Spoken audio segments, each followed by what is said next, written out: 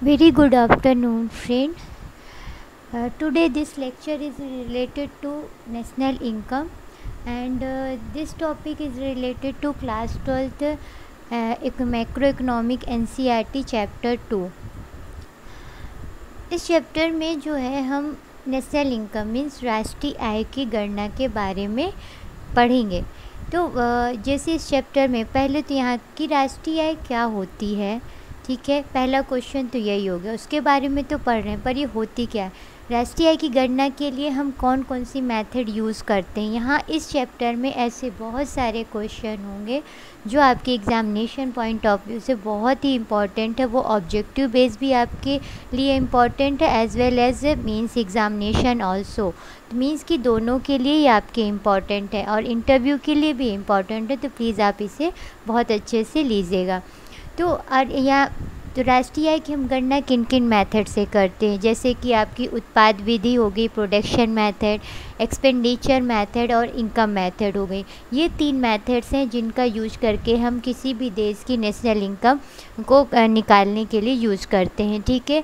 फिर राष्ट्रीय आय के लिए हम अदर इंडेक्स का भी यूज़ करते हैं इन सब मेथड्स में। और कैसे फाइंड आउट करते हैं, जैसे हो गया सकल घरेलू उत्पाद मीन्स ग्रॉस डोमेस्टिक प्रोडक्ट, अवस्फीतिक मीन्स इन्फ्लेशन, फिर consumer price index and wholesale price index. ये सारी चीज़ें हैं जिनके बारे में आप इस चैप्टर में जो है आगे पढ़ते जाएंगे। तो सबसे पहले जो है नेशनल इनकम, आपके जैसे चैप्टर का ही नेम है। तो नेशनल इनकम होती क्या है, राष्ट्रीय आय क्या है। तो राष्ट्रीय आय का मतलब होता है कि कोई भी जो है गुड्स एंड सर्विस, कोई भी जो भी गुड्स और सर्विस हैं, तो उनका जो प्रोडक्शन है वो आपकी बाउंड्री के, आपकी कंट्री के बाउंड्री के अंदर होना चाहिए, या फिर सिटीजन्स के द्वारा, जो आपके कंट्री के जो सिटीजन हैं उनके द्वारा किया जाना चाहिए। और जो भी ये गुड्स और सर्विस का प्रोडक्शन है जो इनके द्वारा किया जाता है, तो उसे with in a period of a time जो है हम काउंट करते हैं और उसे ही हम राष्ट्रीय आय कहते हैं। जैसे कि हम 1 साल के लिए हम लेते हैं तो काउंट करते हैं कि 1 साल के अंदर बाउंड्री के अंदर, बाउंड्री के विद इन अ बाउंड्री में हमारी जोग्राफिकल बाउंड्री भी इंक्लूड होती है, एज वेल एज आपके जो सिटीजनशिप होती है, मीन्स कि जो आपके नागरिक है, हमारे देश के नागरिक है, जो हमारे बाहर जाके किसी अदर कंट्री में जाके जो है कोई इन्वेस्टमेंट करते हैं, तो वो सब चीज़ें, तो वो सिटीजन जो हैं उनको, और जो विद इन अ बाउंड्री मतलब कि जोग्राफिकल जो हमारी बाउंड्री है उसके अंदर जो भी प्रोडक्शन होता है गुड्स और सर्विस का, उसे हम जो है नेशनल राष्ट्रीय आय में काउंट करते हैं डिफरेंट मेथड्स के थ्रू। अब ये मेथड्स जब हम आगे पढ़ेंगे तो हम आपको सारी मेथड्स को अच्छे से एक्सप्लेन कर देंगे आपके एग्ज़ामिनेशन पॉइंट ऑफ व्यू से। इसमें जो मेथड जिस तरह समझाइए उस तरह नहीं, जैसे आपको एग्ज़ाम में लिखना है मेंस में और जैसे आपको प्री के लिए ज़रूरी है उस तरह हम आपको एक्सप्लेन कर देंगे। फिर आपका यहाँ लिखा हुआ है कि कई हम इंडेक्स का भी यूज़ करते हैं, ठीक है, मैंने इंडेक्स को हम यूज़ करते हैं। जैसे फॉर एग्ज़ाम्पल के लिए आपका ग्रॉस डोमेस्टिक प्रोडक्ट, सकल घरेलू उत्पाद क्या है। तो सकल घरेलू उत्पाद का मतलब है कि विद इन अ कंट्री, यहाँ आपको ये ध्यान रखना है कि with in a country boundary, हमारी कंट्री के बाउंड्री के अंदर, ठीक है, बाहर नहीं, सिर्फ हमारी कंट्री के बाउंड्री के अंदर, चाहे वो फॉरेनर हो चाहे हमारे इंडिया का हो, मतलब कि कोई विदेशी हो या फिर इंडिया का हो, ठीक, जो इन्वेस्टमेंट करता है हमारी कंट्री में, उसका जो भी गुड्स और सर्विस का, तो उसका 1 साल के अंदर, मतलब with in a period of a time means 1 साल के अंदर जो भी हम उसको गणना करते हैं वही हमारी क्या कहलाती है, ग्रॉस डोमेस्टिक प्रोडक्ट। नाम ही है ग्रॉस डोमेस्टिक प्रोडक्ट, घरेलू उत्पाद मीन्स कि डोमेस्टिक घरेलू, जो हमारी कंट्री के अंदर प्रोड्यूस होता है, फिर वो आपके फॉरेनर्स के इन्वेस्टर्स के थ्रू किया जा रहा हो या फिर जो है हमारी खुद का जो है हम खुद उसको बना रहे हो, प्रोड्यूस कर रहे हो, ठीक है। जैसे मोदी जी कहते रहते हैं make in India, make in India, ठीक है। तो मेक इन इंडिया में वो क्यों बोलते हैं कि हम फॉरेनर्स को अट्रैक्ट, मतलब इन्वेस्टर्स को हम अट्रैक्ट करें, ठीक है, क्यों कहते हैं? ताकि हमारी जीडीपी, बोलते हैं ना कि हमें 5 ट्रिलियन जो है अपनी इकोनॉमी को बूस्ट करना है।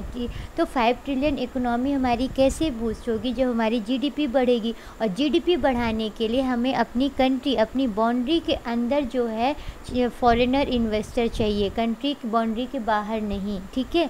तो जब हमारी कंट्री के बाउंड्री के अंदर जो है फॉरेन इन्वेस्टर इन्वेस्ट करेंगे किसी भी फील्ड में, तो वो हमारी जीडीपी में इंक्लूड होगा। इसीलिए वो बोलते रहते हैं मेक इन इंडिया, मतलब कि हमें इंडिया के अंदर बनाना है। फिर वो फॉरेनर्स कोई प्रोडक्शन इंडस्ट्री डाले या फिर हमारी इंडिया का ही कोई डाले। तो ये तो इस तरीके से हमारी जीडीपी जो है इंक्रीज़ होती है, और इसे जो बोला जाता है ग्रॉस डोमेस्टिक प्रोडक्ट या सकल घरेलू उत्पाद। फिर आपका इन्फ्लेशन स्फीति। तो ये क्या होता है इन्फ्लेशन? सॉरी, मैं हिंदी इतनी शुद्ध हिंदी नहीं बोल पाती हूँ, क्योंकि इंग्लिश में भी पढ़ती रहती हूँ सारा मैटर, तो इसलिए थोड़ा सा मुझे प्रॉब्लम होती है, बट ट्राई करती हूँ। तो इन्फ्लेशन जो हो गया, इन्फ्लेशन का मतलब होता है महंगाई वगैरह। तो ये इन्फ्लेशन जो है वो क्या होता है? ये सब चीज़ें, इन्फ्लेशन का मतलब होता है कि आपकी कंट्री में, ठीक है, प्राइस बहुत ज़्यादा इंक्रीज़ हो जाए किसी भी प्रोडक्ट के, तो वो आपका इन्फ्लेशन कहलाता है, महंगाई कहलाता है। मतलब कि आपके रुपए की वैल्यू क्या हो जाए? कम जाए। जब रुपए की वैल्यू कम जाती है तो प्राइस बढ़ जाते हैं। रुपए की वैल्यू कम होने का मतलब कोई भी चीज़ जो पहले 10 रुपये में कोई पेन मिलता था, अब वही पेन यदि 20 रुपये में मिल रहा है, तो जो हमारी करेंसी है, रुपए है, उसकी वैल्यू क्या है? घट गई है, ठीक है।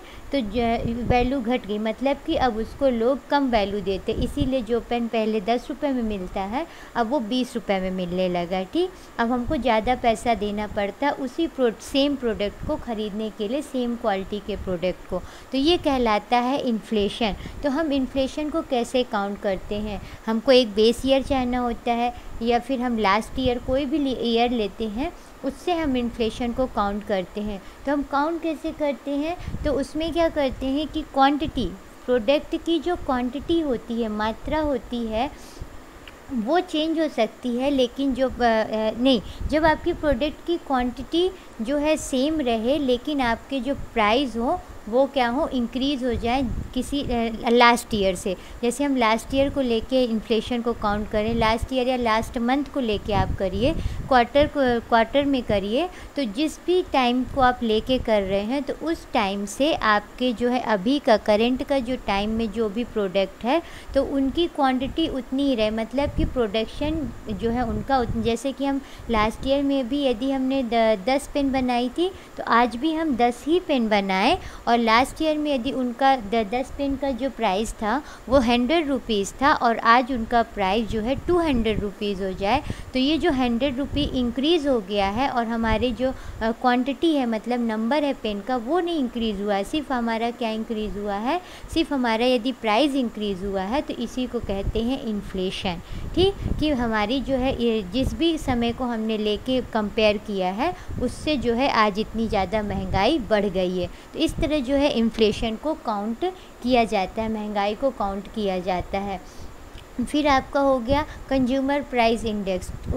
तो कंज्यूमर प्राइस इंडेक्स क्या कहलाता है और होल प्राइस इंडेक्स क्या कहलाता है?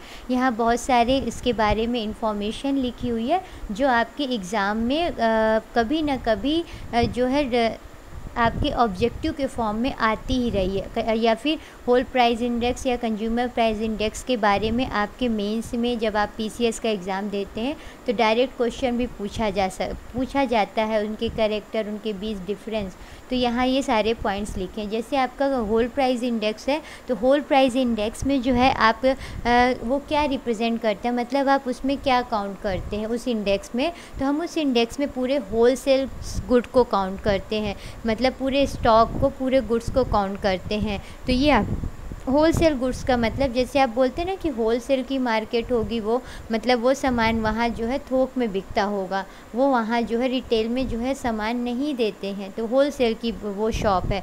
उसी तरीके से जो होल सेल प्राइस इंडेक्स है, तो इसमें हम क्या करते हैं कि होल सेल गुड्स के हम क्या को ही काउंट करते हैं। होल सेल गुड्स का मतलब कि इंडस्ट्री के बीच जो है आपस में जो लेन देन होता है, कंज्यूमर तक वो सामान नहीं आता, इंडस्ट्री के बीच में जो लेन देन होता है, बड़े कॉरपोरेशन के बीच में जो लेन देन होता है, तो वहाँ क्या है, होल सेल में होगा ना, बहुत बड़े बल्क में जो है एक दूसरे के साथ लेन देन होगा, किसी को किसी चीज़ की ज़रूरत होगी कुछ बनाने के लिए, तो वहाँ जो ये लेन देन होता है, तो वहाँ जो है WPI का वहाँ हम होल सेल प्राइस इंडेक्स इस तरह हम वहाँ उसको काउंट करते हैं। जब हम जब गवर्नमेंट उस वाले बड़े बड़े कॉरपोरेशन के बीच जो लेन देन होता है गुड्स का, तो उनको लेके यदि काउंट करें तो इसे होल प्राइस इंडेक्स कहते हैं। और इसका यूज जो है इन्फ्लेशन को निकालने के लिए किया जाता है, महंगाई को निकालने के लिए किया जाता है कि हमारे देश में कितनी महंगाई है। दूसरा इसमें क्या है, ये किस में फोकस करता है, ये जो है केवल गुड्स के ट्रेड पे फोकस करता है, और विभिन्न जो है कॉरपोरेशन के बीच जो गुड्स का ट्रेड होता है, मतलब कि ये सर्विस पे फोकस नहीं करता। ये आपको ध्यान रखना, ये ऑब्जेक्टिव में मैनी टाइम्स पूछा गया है कि होल प्राइस इंडेक्स जो है वो गुड्स और सर्विस दोनों को काउंट करता है। तो यहाँ पास आपको पॉइंट कर लेना है, राइट डाउन कर लेना है कि होलसेल प्राइस इंडेक्स जो है ओनली गुड्स को काउंट करता है, आपके सर्विस को काउंट नहीं करता है।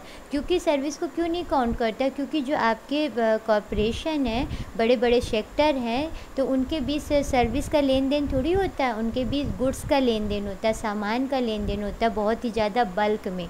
तो वो इसीलिए वहाँ पास जो है वो गुड्स को काउंट करता है। यदि सर्विस हो जाएगी तो सर्विस कौन लेता है, सर्विस तो हम लेते हैं, कंज्यूमर यूज़ करता है सर्विस का, तो फिर तो कंज्यूमर प्राइस इंडेक्स हो जाएगा, वो आपका जो है होल प्राइस इंडेक्स नहीं कहलाएगा, क्योंकि उसमें जो सर्विस का यूज़ कंज्यूमर के द्वारा किया जाता है, तो फिर कंज्यूमर काउंट होने लगेगा, इसलिए ओनली गुड्स का जो है यूज़ होता है। फिर इसका पर्पज़ क्या होता है, पर्पज़ होता है जो मॉनिटर करना प्राइस का जो मूवमेंट होता है इंडस्ट्री के बीच, डिमांड का और सप्लाई का, तो उसको मॉनिटर करना जो इंडस्ट्रीज़ की, वो इसका पर्पज़ होता है होल प्राइस इंडेक्स का। फिर इससे हम माइक्रो और मैक्रो दोनों को ही एनालाइज कर सकते हैं। माइक्रो का मतलब होता है जो इंडिविजुअल बेसिक पे होती है, जो अध्ययन किया जाता है, माइक्रो इकोनॉमी कहलाती है। मैक्रो का मतलब होता है जो वो पूरे होल कंट्री को लेके स्टडी की जाती है, वो मैक्रो इकोनॉमी कहलाती है। मैंने अपने फर्स्ट लेक्चर में आपको बहुत अच्छे से एक्सप्लेन कर दिया था। मैक्रो मीन्स बड़ा लेबर,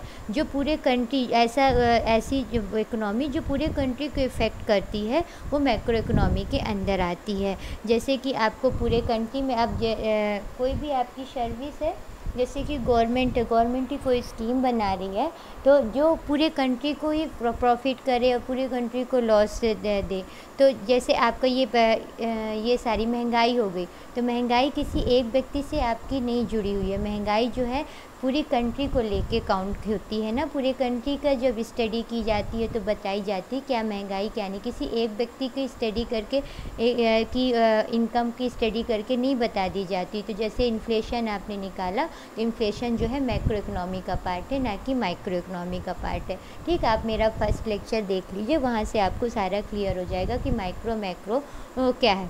तो ये दोनों को एनालाइज करती है जो होल प्राइस इंडेक्स होता है। फिर ये किसके द्वारा पब्लिश की जाती है, तो ये होल प्राइस इंडेक्स, ये बहुत इंपॉर्टेंट क्वेश्चन है, ये मैनी टाइम्स पेपर में आया है, इवन UPSC में भी आया है ये क्वेश्चन, क्योंकि मैनी ऑप्शन होते हैं, मल्टीपल चॉइस क्वेश्चन होते हैं, बहुत कंफ्यूजिंग क्वेश्चन है।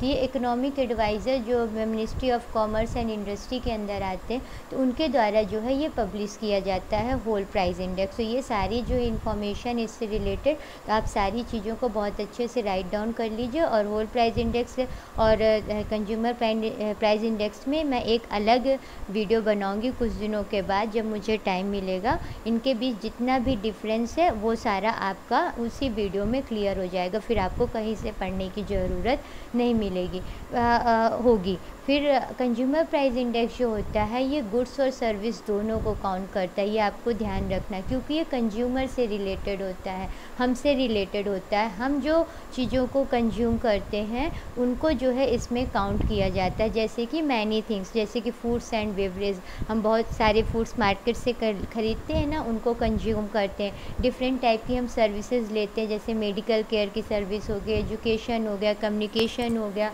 हाउसिंग हो गई, ठीक है, जैसे हम हाउस वगैरह खरीदते हैं, परचेज़ करते हैं, सेल करते हैं, तो ये सारी चीज़ें जो हो गई आपके अदर और सेक्टर हैं जो हमारे हमसे रिलेटेड हैं, कंज्यूमर से रिलेटेड हैं, उन्हें जो है कंज्यूमर प्राइस इंडेक्स में काउंट किया जाता है। और आप ये भी ध्यान रखिएगा कि ये एग्ज़ाम्पल भी एग्ज़ाम में आए हुए हैं कि कौन कंज्यूमर प्राइस इंडेक्स से रिलेटेड है, कौन होल प्राइस इंडेक्स से, क्योंकि जो है बेस चेक किया जाता है। आपको साइंटिस्ट नहीं बनाना है एडमिनिस्ट्रेशन में ले जाके, आपको यदि एडमिनिस्ट्रेशन में जाना है, सिविल सर्वेंट बनना है, तो आपको एक सब चीज़ों का बहुत नॉलेज होना चाहिए, मतलब कि व्यवहारिक टाइप का नॉलेज होना चाहिए उसकी। आपको अब देखिए कंज्यूमर प्राइस इंडेक्स CPI की आपको मेथड नहीं पूछा कि आपको कैसे डाटा फाइंड आउट करना, क्योंकि आपको साइंटिस्ट नहीं बनाना इकोनॉमी का, ठीक है, इकोनॉमिस्ट नहीं बनाना उसको, आपको नॉलेज होना चाहिए इन सब चीज़ों का, बस इतना ही सभी एग्ज़ाम की डिमांड है, चाहे वो कोई स्टेट PCS का हो, चाहे आपका UPSC लेवल का हो। आपको सिर्फ का बेसिक कॉन्सेप्ट, बेसिक नॉलेज होना चाहिए, आपको उसके बारे में डिटेल स्टडी नहीं करनी है, ठीक है। तो ये सारी चीज़ें आपके लिए बहुत इम्पॉर्टेंट है, तो इन्हें आप राइट डाउन कर लीजिएगा। तो यहाँ जो ये सारी चीज़ें लिखी हुई थी ये हो गया, ठीक है। तो इस तरीके से राष्ट्रीय आय में इन सभी इंडेक्स का यूज किया जाता है। और राष्ट्रीय आय किस तरह हम निकालते हैं, ये 3 मेथड हो गई जो अभी हम आगे जो है आपको बताएंगे। फिर आपका जो है मॉडर्न इकोनॉमी के फादर, ये भी क्वेश्चन कई बार आ चुका है, कौन है, एडम स्मिथ है, और इनकी बुक जो है an inquiry into the nature and causes, ये इनकी बुक है। तो यहाँ पास ये लिखा हुआ है कि किसी भी देश की इकोनॉमी जो है हम इससे नहीं बता सकते कि वहाँ नेचुरल रिसोर्स ज़्यादा है तो वहाँ की इकोनॉमी बहुत अच्छी होगी, वह इकोनॉमिक कंडीशन, और जिस देश में नेचुरल रिसोर्स, जिस कंट्री में, जिस प्लेस में नहीं है, वहाँ की इकोनॉमिक कंडीशन बहुत ज़्यादा पुअर होगी। ये हम जो है डिफ़ाइन नहीं कर सकते हैं किसी भी देश के नेचुरल रिसोर्सेज के अकॉर्डिंग, क्योंकि आपके यदि नेचुरल रिसोर्स है भी, लेकिन आपको उन नेचुरल रिसोर्स को कैसे यूज करना है, कौन कौन सी मशीनों के द्वारा यूज करना है, वो आपके पास टेक्नोलॉजी है या नहीं है, इस पे डिपेंड करेगा कि आपकी कंट्री की इकोनॉमी कैसी होगी। प्लस आपका जो है वहाँ ह्यूमन रिसोर्स जो है वो भी आपका कैसा है, कितना उसको नॉलेज है नई नई टेक्नोलॉजी के बारे में, कितना ज़्यादा वो इन्वेस्टमेंट इन सब चीज़ों में इंटरेस्ट लेता है। तो ये सब भी डिपेंड करेगा किसी देश की इकोनॉमी कैसी होगी, सिर्फ एक नेचुरल रिसोर्स ही डिपेंड नहीं करेगा। जैसे फॉर एग्ज़ाम्पल के लिए अफ्रीका और लैटिन अमेरिका, ये जो है विश्व में यहाँ बहुत ज़्यादा ही नेचुरल रिसोर्सेज हैं, लेकिन ये विश्व के गरीब देश हैं। क्यों? क्योंकि यहाँ इन नेचुरल रिसोर्सेज को यूज करने के लिए जो है सफिशिएंट नॉलेज नहीं है ह्यूमन के पास, जो वहाँ रह रहे हैं पब्लिक के पास, उनके पास जो है सफिशिएंट टेक्नोलॉजी नहीं है, अभी भी वो मॉडर्न वर्ल्ड से उतने ज़्यादा कनेक्ट नहीं हो पाए हैं, कम्युनिकेशन की प्रॉब्लम है, मैनी प्रॉब्लम्स हैं, अदर सर्विसेज की प्रॉब्लम है, जिसकी वजह से वो देश जो है वो नेचुरल रिसोर्सेज का यूज़ नहीं कर पा रहा है, ठीक है, होने के बावजूद। और जैसे आप एक एग्ज़ाम्पल लीजिए आपका जापान, जो कि आपका विकसित देश, डेवलप्ड कंट्री में आता है, तो जापान में नेचुरल रिसोर्स बहुत कम है, वो पूरा अर्थक्वेक जोन में आता है, ठीक है, जापान आपका, वहाँ तो हर दिन अर्थक्वेक आता रहता है, वो लोग इसके बहुत ज़्यादा हैबिचुअल होते हैं, तो वहाँ कोई भी नेचुरल रिसोर्स नहीं है, जितना हमारी कंट्री में इतना भी नहीं रहता है, लेकिन फिर भी वो कंट्री जो है डेवलप कंट्री में, क्यों? क्योंकि वहाँ के जो लोग हैं, वहाँ की जो पब्लिक है वो बहुत ज़्यादा मॉडर्न है, वो बहुत ज़्यादा टेक्नोलॉजी का यूज करती है, टेक्नोलॉजी के बारे में बहुत ज़्यादा वो लोग डेवलप है, तो इसीलिए वो लोग बाहर अदर कंट्री से वो रॉ मटेरियल को परचेस करते हैं और उस रॉ मटेरियल से वो इतने अच्छे से अच्छे प्रोडक्शन करते हैं कि वो अदर कंट्री पे बहुत हाई कास्ट में जाते हैं। जापान की कोई भी चीज़ आपको ख़रीदना है तो आप बहुत ट्रस्टवर्दी होती है वो सामान, वो सर्विस, और काफ़ी कॉस्टली भी होती है, क्योंकि वो लोग बहुत अच्छे होते हैं, बहुत ट्रस्टवर्दी होते हैं और बहुत ज़्यादा लेबोरियस, बहुत मेहनती होते हैं। तो इसीलिए कि तो वहाँ देखिए आपकी नेचुरल रिसोर्स नहीं ना, फिर भी वो कंट्री डेवलप कंट्री की श्रेणी में आती है विदाउट नेचुरल रिसोर्स। तो ये रीज़न होता है कि आपको यदि नॉलेज, जैसे सिंपल सा एग्जांपल ले लीजिए, आप के पास मैंने आपको एक चंदन का पूरा बगीचा दे दिया, लेकिन आपको नॉलेज नहीं है कि ये चंदन के पेड़ हैं, आपको पता ही नहीं, बस मैंने आपको दे दिया, बताया भी नहीं, तो आप क्या करेंगे, उसको एज अ फ्यूल जो है आप यूज़ कर डालेंगे, ठीक है। और आपको पता ही नहीं कि मार्केट में उसका क्या वैल्यू है, कितनी ज़्यादा, और आप उसको कितना ज़्यादा, आप एक रिच मैन बन सकते थे, बट आप नहीं बन पाए। क्यों? क्योंकि आपको उसके बारे में नॉलेज ही नहीं। वहीं अगर मैं दूसरे किसी नॉलेजफुल पर्सन को वही बगीचा दूंगी, तो वो क्या करेगा, उससे वो कई गुना ज़्यादा जो है वो उसकी अर्निंग हो जाएगी। जितना मैंने उसको बगीचा नहीं दिया, उससे ज़्यादा वो अपनी अर्निंग कर लेगा और एक रिच मैन बन जाएगा, क्योंकि उसको उसके बारे में नॉलेज है। तो ये डिपेंड करता है, केवल नेचुरल रिसोर्स होने से डिपेंड नहीं होता कि किसी कंट्री की इकोनॉमी कैसी होगी। तो ये आपके क्वेश्चन भी बन सकता है, कहीं भी पूछा जा सकता है, नॉर्मल भी पूछा जा सकता है, इंटरव्यू में भी क्वेश्चन किया जा सकता है, एग्ज़ाम्पल देके किया जा सकता है। तो आप इसको भी ध्यान रखिएगा। फिर आपका हो गया कि ठीक है, ये सारी चीज़ें तो हो गई। अब हम नेशनल इनकम स्टार्ट कर रहे हैं। तो नेशनल इनकम में जो है, ये जो हमारी इकोनॉमी है, इसका फ़्लो कैसे बना रहता है, पहले हमको तो ये समझना पड़ेगा। तो इकोनॉमी का जो फ़्लो है, वो फ़्लो किसी एक व्यक्ति, उसमें एक उद्यमी से लेकर बड़े से बड़े उद्यमी शामिल होते हैं। कोई एक व्यक्ति भी उद्यमी हो सकता है, और व्यक्तियों का समूह भी जो है वो उद्यमी, मतलब इंडस्ट्रियलिस्ट एंटरप्रेन्योर हो सकता है, जो कि प्रोडक्शन करता है। तो आपको ये ध्यान रखना है कि उद्यमी क्या एकल उद्यमी जो है वो बिजनेस कर सकता है? तो हाँ, कर सकता है। कोई एक व्यक्ति भी बिजनेस कर सकता है। जैसे कि मैं अपना चैनल चला रही हूँ, तो अभी तो सारी चीज़ें फ्री है, आगे भी फ्री रहेंगी, क्योंकि मुझे इतना ज़्यादा कोई नहीं है, मुझे बस पढ़ाना अच्छा लगता है, तो मैं आपको पढ़ाती हूँ, क्योंकि मेरे पास नॉलेज है। तो मैं चाहती हूँ कि आप लोग के पास भी वो नॉलेज चला जाए। मैं तो ऑलरेडी रिसर्च में हूँ, तो मुझे कोई इतना ज़्यादा फोकस नहीं कर रहा, इसमें नहीं फोकस होना है कि मनी में ज़्यादा बिजनेस करूँ, बस मुझे आपको पढ़ाना है। तो मैं आपको पढ़ाने के पर्पज़ से कर रही हूँ। लेकिन हाँ, यदि इसमें काफ़ी ज़्यादा सारी चीज़ें इंक्रीज़ हो जाएंगी, तो एक दिन ये चैनल एक बिजनेस के उसमें भी यूज़ हो, मतलब मनी आने लगेगी। अदर आप यूट्यूबर को ले लीजिए, वो दिन रात मेहनत करते हैं। मुझे तो जब टाइम मिलता है तभी मैं आपको पढ़ाती हूँ, नहीं मिलता तो नहीं दे पाती आपको टाइम। तो वो लोग क्या करते हैं कि वो तो रात दिन इसी पे लगे रहते हैं, क्योंकि उनका ये बिजनेस है, ठीक है। बहुत से ऑनलाइन एजुकेशन भी इसमें हो रहे हैं, जो कि ऑनलाइन जो है चार्जेस भी लगाते हैं यूट्यूब में पढ़ाने के लिए, आपसे चार्ज भी लेते हैं। तो उनका ये बिजनेस है, ठीक। तो वो अकेले ना बिजनेस चला रहे हैं, वो या तो अकेले चला रहे होंगे, या फिर वो ग्रुप में होंगे, कई और होंगे जो टाइपिंग करता होगा, मैटर को, कंटेंट को, सारी चीज़ों को मैनेज करता होगा, जिनका काफ़ी ज़्यादा बढ़ गया होगा काम।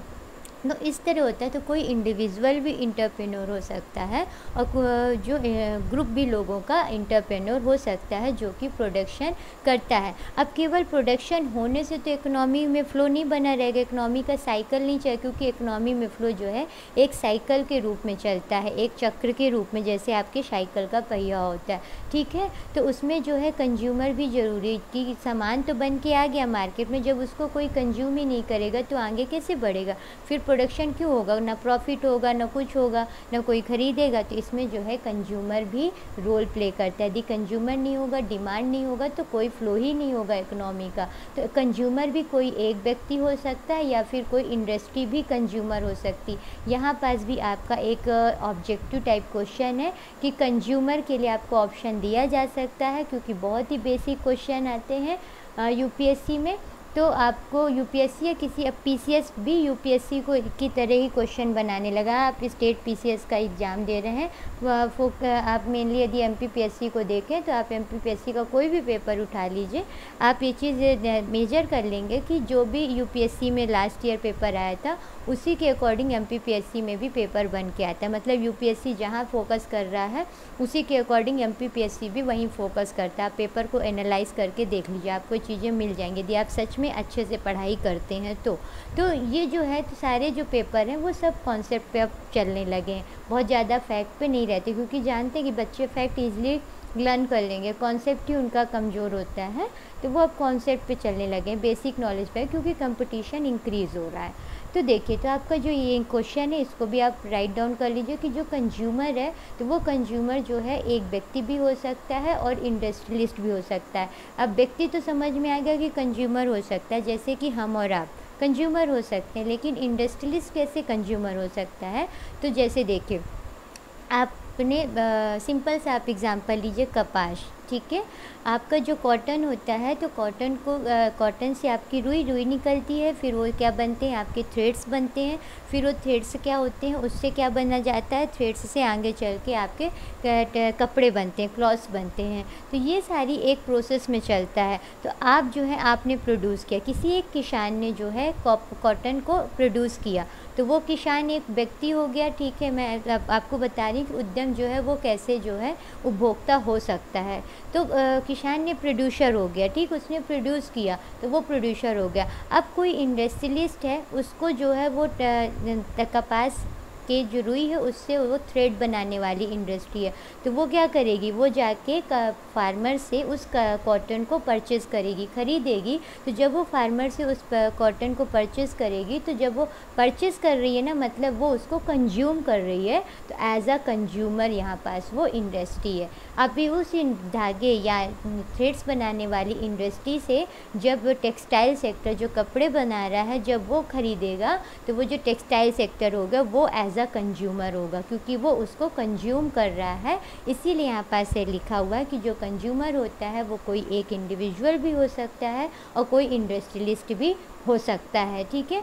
तो इनके द्वारा जो है क्रय की जाने वाली वस्तु या सेवा जो है अंतिम रूप से अथवा अग्रिम उत्पादन के लिए यूज़ होती है। अंतिम रूप से मतलब कि जो आपका यहाँ अग्रिम उत्पादन किसके लिए हो गया, इंडस्ट्रियलिस्ट के लिए, जो आपके फार्मर का जो कॉटन था वो उसके लिए फ़ाइनल हो गया, ठीक है। वो बस कॉटन को प्रोड्यूस करता है और उसके आगे प्रोसेस नहीं करता, तो वो उसके लिए फ़ाइनल गुड्स हो फाइनल हो गया, ठीक है। अब जो है आपका इंडस्ट्रियलिस्ट है, उसके लिए वो जो क्या है वो पहला इनपुट होगा, फर्स्ट इनपुट होगा, तो वो उसको ख़रीद रहा है, ठीक। तो ये होता है। अब फिर आपका जो से अब ये यहाँ हो गया कि ये सारी चीज़ें कैसे, तो फिर अंतिम वस्तु क्या होती है, हम क्या बोलते हैं कि हम जो है काउंट करते हैं, अंतिम वस्तु को काउंट करते हैं, ठीक है, इंडेक्स वगैरह में। तो ये अंतिम वस्तु होती क्या है, यहाँ डिफिनीशन क्या लिखी है, वस्तु की ऐसी मद या प्रकार, मीन्स टाइप्स ऑफ गुड्स। तो यहाँ वस्तु की ऐसी मद या प्रकार जिनका यूज़ हम क्या करते हैं, अंतिम उपयोग उपभोक्ता के द्वारा किया जाता है, जिनका लास्ट में सबसे लास्ट यूज जो है उपभोक्ता के द्वारा उपयोग किया जाता है, लास्ट में सबसे लास्ट उस अर्थात जिन्हें पुनः उत्पादन के प्रक्रम में किसी चरण से नहीं गुजरना पड़ता, मतलब कि वापस वो किसी भी प्रोडक्शन यूनिट का पार्ट ना बने, तो वो आपकी क्या कहलाती है, मतलब कि उन्हें फिर से कोई चेंजेस ना हो, तो वो आपकी जो है फाइनल गुड्स कहलाती है, ठीक है।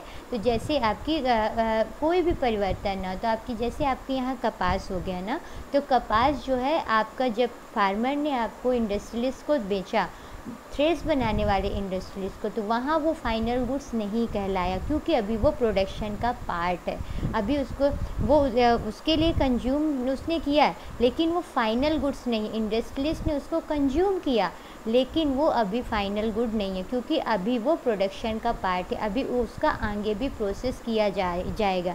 यदि वो इंडस्ट्री सिर्फ धागा ही बना के उसको रख दे, अब उसको कोई यूज़ ना करे वो इंडस्ट्री, तो वो उसके लिए फ़ाइनल गुड हो जाएगा, क्योंकि वो अब उसके लिए उसका आगे कोई यूज़ नहीं कर रहा है, ठीक है। लेकिन यदि वो आगे फिर से प्रोडक्शन में चली जाएगी, तो वो फाइनल गुड नहीं होगा, वो इंटरमीडिएट गुड होगा, मतलब मध्यवर्ती वस्तु होगी जो अभी उत्पादन में सहायक है, उत्पादन में सहायक बन रही है, तो वो इंटरमीडिएट गुड्स कहलाएगा, ठीक है। जब लास्ट में कपड़ा बन के आपके हाथ में आ जाएगा जो आप पहन रहे हैं, ठीक है, डिफरेंट टाइप्स के क्लॉथ, तो वो जो क्लॉथ हैं वो फाइनल गुड्स कहलाएंगे, क्योंकि अब वापस जो है वो प्रोडक्शन का पार्ट बनने नहीं जाएंगे, वापस अब उनसे कोई भी चीज़ प्रोड्यूस नहीं होगी, तो वो आप फाइनल गुड्स बन जाएगा। लेकिन यहाँ भी एक क्वेश्चन है, अभी भी हाँ आपके लिए वो फाइनल गुड्स हो गया, वो वापस प्रोडक्शन का पार्ट नहीं बनेगा। लेकिन हाँ, यदि उसी कपड़े को कोई जो है, जैसे फॉर एग्ज़ाम्पल केरल में जब बाढ़ आई थी तो आपने सुना होगा कि छोटी छोटी जो है गुड़ियाँ बनाई जा रही थी और उनका सेल किया जा रहा था उस बाढ़ से बाहर, मतलब कि वापस इकोनॉमी को आगे चलाने के लिए, अपना रोज़गार चलाने के लिए, अपनी ज़रूरत की चीज़ें पूरी करने के लिए। तो साड़ियों से गुड़ियाँ बनाई जा रही थी और उसका एक नाम भी था, अभी मुझे ध्यान नहीं है। तो वो जो गुड़िया हो गई, तो साड़ी तो आपका फाइनल गुड्स हो गया था, लेकिन अब साड़ी वापस से क्या है, वापस से अब एक आय का सोर्स बन गई, इनकम फिर से वो जनरेट कर रही, फिर वो प्रोडक्शन का पार्ट बन रही, वो गुड़िया बना रही। तो अब वो साड़ी इंटरमीडिएट गुड्स हो जाएगा और वो गुड़िया जो है आपकी वो फाइनल गुड्स हो जाएगी। तो इट मीन्स कि अंतिम वस्तु जो होती है, अंतिम वस्तु, यहाँ डिफिनीशन तो ये सारी आप समझ ली, लेकिन ये अंतिम वस्तु के बारे में भी क्वेश्चन पूछा जा सकता है। तो ये लिखा है, कोई वस्तु अपनी प्रकृति के कारण नहीं बल्कि उपयोग की आर्थिक प्रकृति की दृष्टि से अंतिम वस्तु होती। जो मैं तब से आपको समझा रही हूँ वो यहाँ क्लियर लिखा हुआ है, और ये क्वेश्चन कभी भी आ सकता है आपके एग्ज़ाम में अंतिम वस्तु के बारे में कि अंतिम वस्तु होती क्या है।